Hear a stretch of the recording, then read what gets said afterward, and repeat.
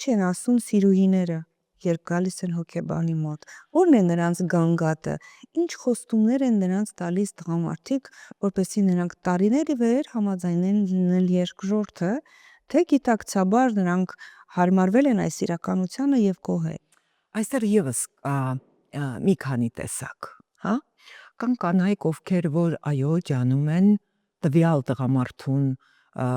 տանել ընտանիքից եւ իր հետ նոր ընտանիք կազմել։ Կանանց մյուս տեսակը ընդհանրապես բողոքում է անուշադրությունից, հանդիպումների միջև եղած մեծ, այսպես տարածությունից, քիչ ժամանակ հատկացնելուն կոնկրետ իրենց եւ երրորդ տեսակը բողոքում է ֆինանսական անուշադրությունից, հա, նրանք ակնկալում են այդ տղամարդուց